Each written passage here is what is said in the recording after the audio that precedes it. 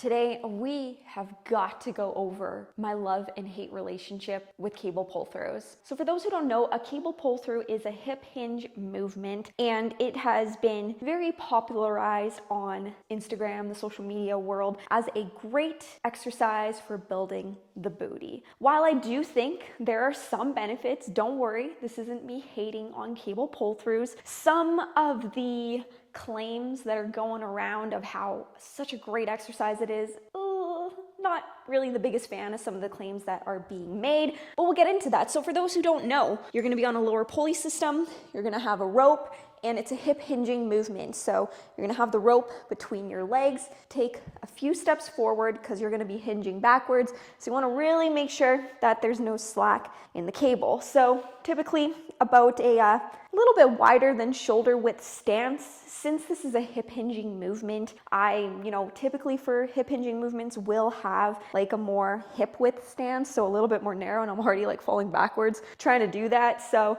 I do find that the stability of this can be kind of tough, so you do have to take a bit of a wider stance. We're gonna be a little bit wider than shoulder width, and all you're gonna do is hinge backwards as you typically would for any other hip hinging movements, such as the Romanian deadlift, for example. So we're gonna go backwards like this, slowly bend our knees, come as far back as most people will give the cue to come back until your back is parallel to the ground.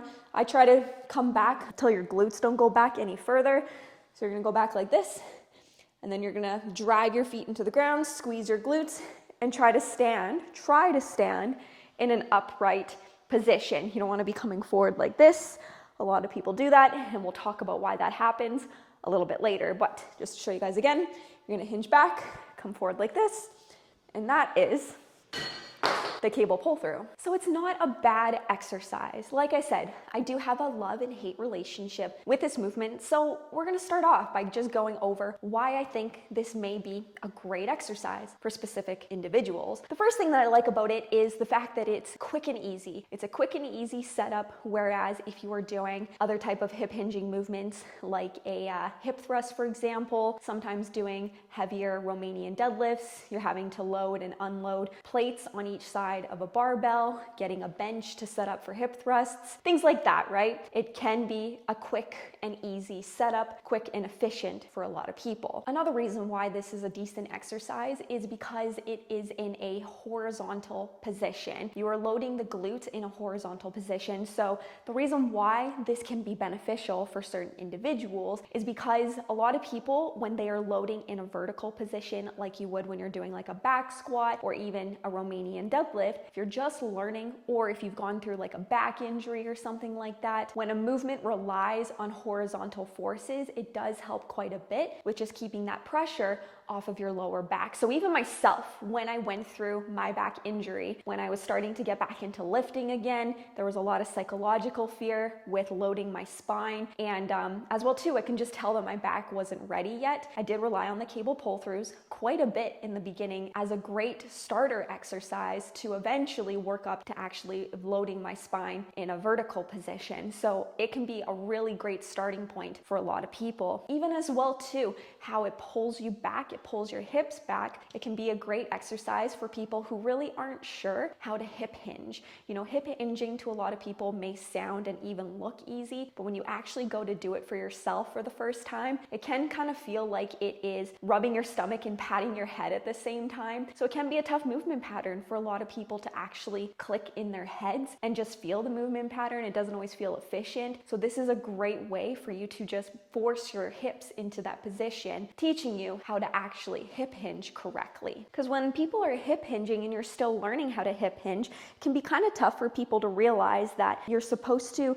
push your hips back to the back of the room, and that's what a hip hinge is going to look like. A lot of people, when they're starting out in the beginning, they just bend forward like this, and their hips aren't actually moving backwards. They're just bending forward like that, thinking that they're doing a hip hinging movement. So obviously, with the horizontal force of where you're holding the rope, you can see that it's gonna pull your hips back, right? When you hinge back like that, naturally, it's gonna actually pull your hips back in the proper position that you want to when you're just learning how to hip hinge, versus just like, you can't bend forward with this because as you can see, it's already starting to pull you back. So it's a great movement if you're really not sure how to hip hinge. This can be a great starting exercise. Having said all of that, that leads me into why I'm not the biggest fan of this exercise. And I want to preface this by saying I'm not the biggest fan of it long term. As you can tell from my list as to why it can be a great exercise, it's a great exercise for those who are either starting out or who are recovering from an injury. If you are an avid gym goer and your main goal is to grow your glutes, is to grow that peach, this may not be the greatest exercise to prioritize over other more efficient movement patterns like the hip thrusts and or RDLs. As you can tell, it's a very similar movement pattern to a Romanian deadlift. So what's the difference between the two? If a cable pull through is quote unquote quicker, more efficient, there's less setup time, why can't I do a cable pull through if I've been lifting for like 5+ years and I know what I'm doing in the gym? Why can't I do a cable pull through over a Romanian deadlift? First and foremost, I'm not telling you that you can't do a cable pull through over a Romanian deadlift. You can do whatever the heck you want. My biggest goal is to help you maximize hypertrophy. It's to help you maximize your glute growth. And based off of the research, Romanian deadlifts are going to be your bread and butter at progressing with in comparison to the cable pull through. So why is that? Well, let's go over a Romanian deadlift, okay? So if we look at the Romanian deadlift, let's use some dumbbells to be safe here. A Romanian deadlift, very similar to the cable pull through. The biggest difference is the external resistance. So Romanian deadlift, the only difference is the weight that we're holding, the line of force, and then our foot position. So we have our feet in a more narrow stance in comparison to the cable pull through. I don't think it makes that much of a difference in regards to muscle activation. The biggest thing is our external resistance. I'll explain that very shortly here, but the Romanian deadlift, right?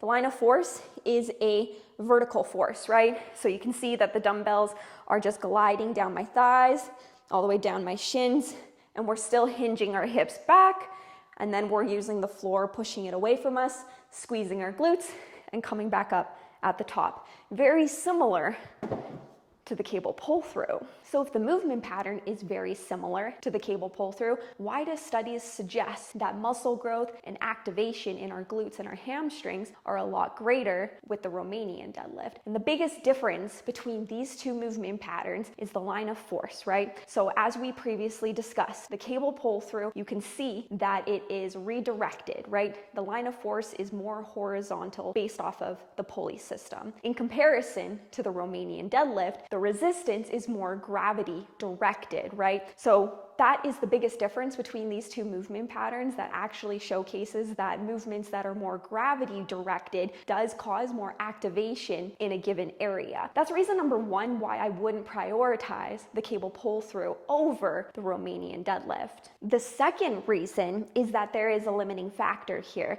and that's when the weight is behind you, the weight is going to start to pull you backwards. So when the weight starts to pull you backwards, what is going to happen? You're actually going to have to lean further forward. So remember how I said at the beginning, when you're doing this movement pattern, it's very light right now. So when you're doing this movement pattern, you'll see a lot of people, when they go to stand back up, they will arch their lower back like this. They're not intentionally doing that to overextend their hip extension. What is happening here is that the weight is too heavy and it's trying to pull you back, and therefore the only way to counterbalance that is to lean further forward. So let's throw more weight on here, right? Let's see how heavy this is. I'm sure you've seen, and you've done it yourself. I've done it before when it's super heavy. You're having, okay, so that's really heavy. You're having to like take like big steps forward here because it's like really heavy. This is my starting position. It's already trying to pull me back. I haven't even started yet, and you can already see that I'm leaning further forward. So when we go back like this, that's great and all, but when I go to stand up, I'm having to lean so far forward like this that it's not as efficient, and I can't even lift any heavier because I'm not actually doing the movement properly. I'm not maintaining a neutral spine because all that I'm focused on is not falling backwards because the weight is trying to pull me so far back. So you might be thinking here, well, Kristen, just lift a little bit lighter then. You don't need to lift super heavy. But if you guys have been paying attention, for those who have been following along for a while, and for those who are experienced lifters, you know that the main goal to prioritize muscle growth is progressive overload. Progressive overload is where you are constantly trying to add more accumulated tension to a given area. You want to lift heavier and or do more reps, create more tension in time. If you lift the same weight at the cable pull-throughs forever, because if you continue to try to lift heavier because you're getting stronger and stronger, and you can't lift any heavier because the weight's pulling you back and it's causing your form to break down, obviously progressive overload is being limited with this given movement pattern. This doesn't happen for specific movements like Romanian deadlifts. Progressive overload isn't a limiting factor for that given movement pattern. So that's the biggest reason why, as you advance, especially if your goals are to maximize hypertrophy and muscle growth, yeah, you know what? In the beginning, it may be a great beginner exercise for a lot of individuals, but as you continue to grow and advance, you don't want your progressive overload ever to be limited because of the physics of a movement pattern. So at the end of the day, you guys, you can do this movement as much as you want. I'm not hating on anybody. I don't judge anyone when I see somebody doing this movement pattern in the gym. I think a lot of people do. So that's why I'm really trying to be as objective as possible with giving the pros and cons of this given movement pattern, because so many people will shit on that movement, not realizing like, well, maybe that individual doesn't know how to hip hinge. Maybe that individual is suffering from a back injury right now and they can't load their spine right now. I did this movement a lot and it allowed me to actually still go to the gym. I'm very thankful for cable pull-throughs because of that. And then on the other end of the spectrum, you have people saying like, this is the best booty building exercise ever. It really isn't, you guys. So it always depends on you and your goals as an individual. So always taking a step back and asking yourself, what am I trying to accomplish? And then executing on something based off of that answer. Don't do something because I'm telling you to do it. Don't do something because somebody on Instagram is telling you to do it. Do it because it is in line and congruent with your long-term goals.